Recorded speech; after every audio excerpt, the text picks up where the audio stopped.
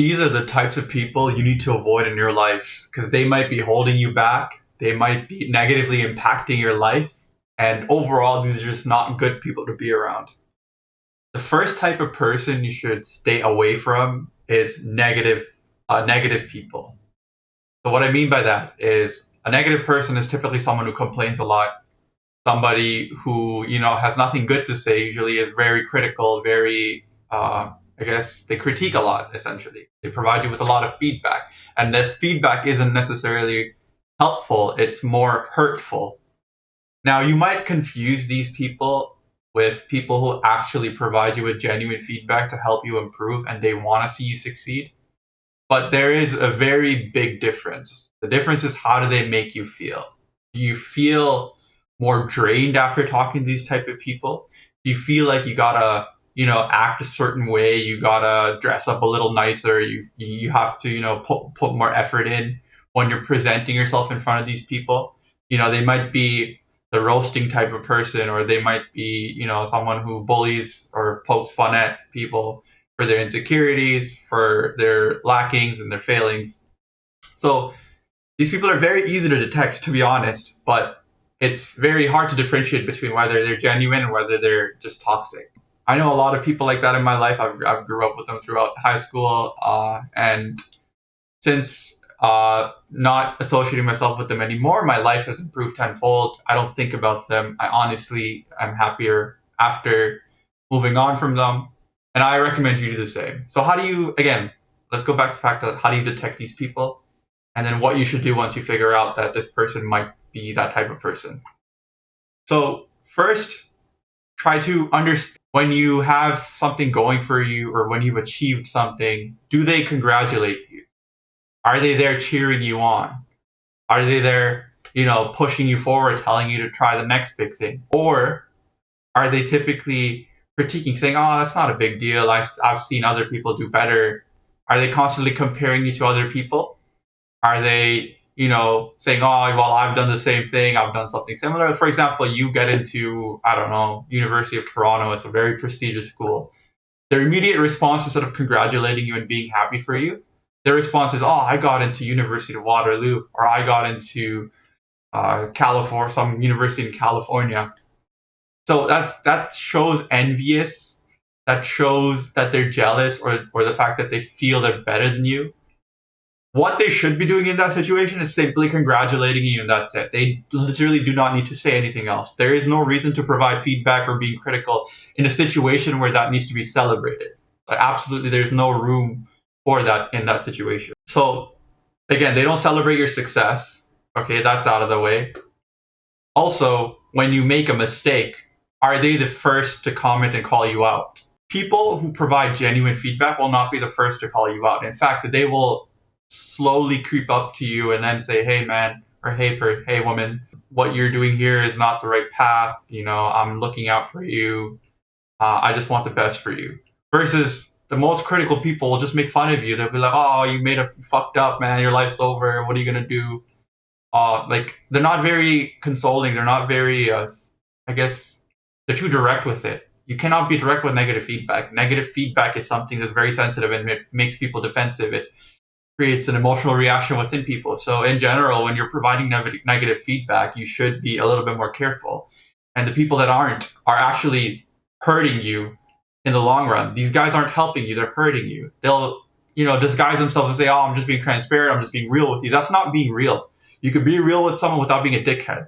You can be real with someone without being an asshole. You have to understand that these people are some of them are narcissists. Some of them think they're better than you. So when you make a mistake, it boosts their ego. They feel better about themselves. So they have the immediate need to make fun of you and push you down.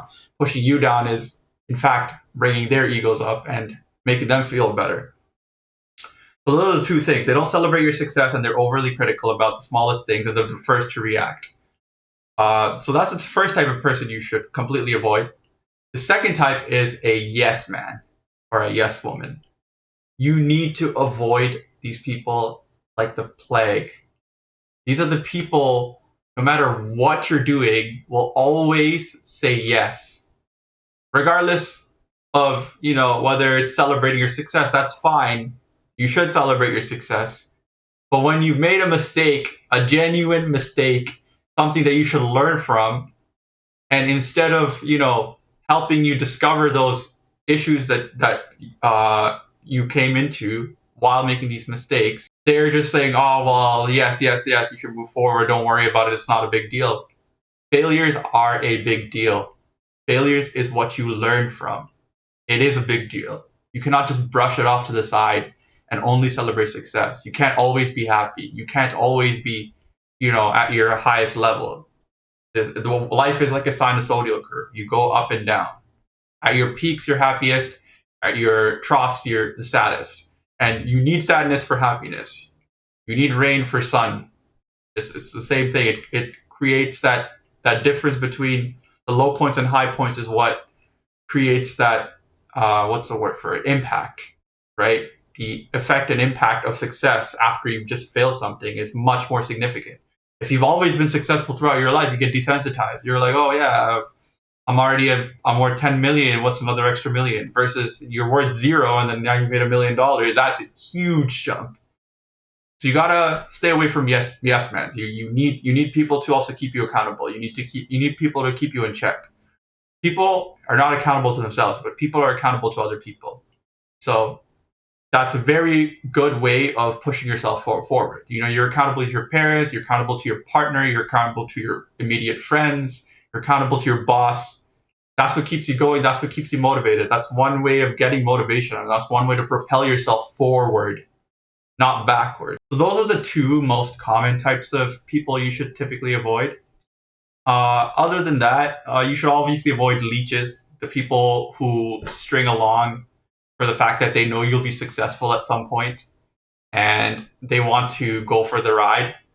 They're also very easy to detect. These are the type of people who will constantly ask you to pay for lunch, constantly ask you to drive them around. They'll ask you to do favors for you.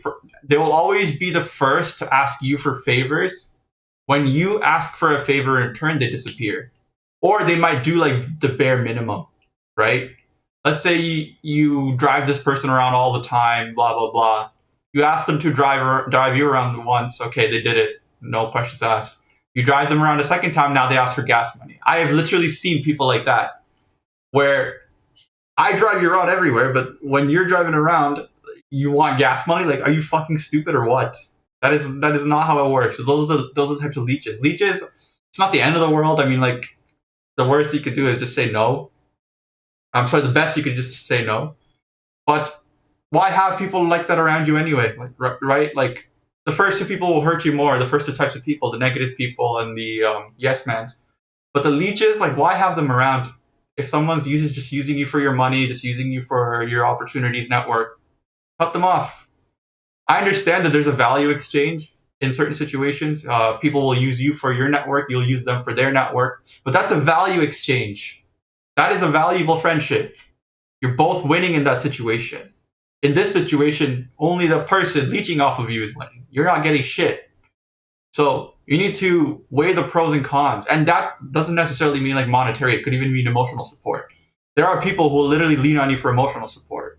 I don't know, some girl broke up with her boyfriend, they come to you and sit on your shoulder the whole time, right? But then the moment you need them, they're gone, they disappear, they're with another guy. Cut these people off. You don't need them in your life. Regardless if they hurt you, don't hurt you. It's just energy that you do not need to deplete on someone that doesn't deserve it. So those third person, not a big deal, but still cut them off. I'm trying to think of if there's any other types of people you typically want to avoid. I mean, in general, those are the three types of main people you want to avoid. You are the best judge of character of yourself. You should start actually looking into propels your energy and who depletes it. Right? Now, if you're in a social setting, your energy is going to deplete just naturally. Like, you can't really go into a social situation and expect to be energized all the time. But you can see the difference between somebody who's actually depleting it by doing toxic things to you and somebody who's naturally depleting your energy because you're having so much fun. There's a very big difference. At the end of the day, are you proud of that? Are you proud of the way you spent the time that day? Or are you genuinely like, oh, this was a waste of time? I'm not learning anything. I'm not having fun. So you have to just try to identify the people who deplete your energy and provide no value in return. Kick them out. Get them out of your life. End of story. How do you get them out of your life? Well, my advice is pretty obvious. It's just cut them off. Stop talking to them. Stop hanging out with them. Tell them you're not interested in being friends anymore. But I understand not everyone is like me. Not everyone can be that direct. Not everyone has, that level, that mindset that I have. So a few good ways to cut them off is to do it over time and in a slow process. It can be, instead of hanging out with them every day, hang out with them once a week, and then next month hang out with them, once a month, and then slowly say you're busy, you've got other things to do. And they might confront you, and just tell them, hey, like, I've been busy, I have other priorities right now. I'm sorry, man. I wish you the best. Good luck in your life. That will be the easiest, most smooth, nonchalant way to cut someone off. If you're more direct like me, just send them a message, be transparent, say, hey, this friendship isn't really working out in my favor. I'm not interested in being friends with you anymore. Peace. Or if you're the one who's usually organizing the plans and stuff, just stop inviting them or stop messaging them.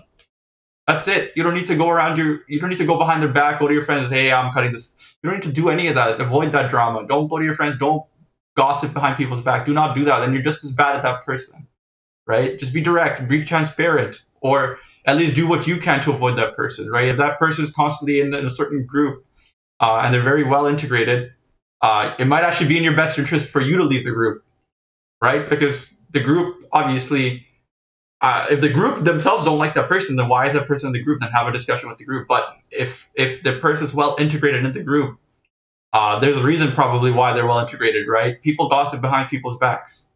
Do not participate in that. Instead, you should be the bigger person. You should disassociate. You should create distance between you and those types of people. Yeah, that's pretty much it. There's not much to it. You have to surround yourself with smart people. You have to surround yourself with people that push you forward. You are the 5 people that you hang out with the most. You get a little bit of each of their personality. So if you tend to hang out with negative people, you will eventually become a negative person yourself. So please be very careful who you hang out with. Please be very self-aware. And if you are the negative person watching this, it's okay. You can change. There are ways to change your mindset. There are ways. You're not necessarily a bad person. You just have bad habits that negatively hurt other people.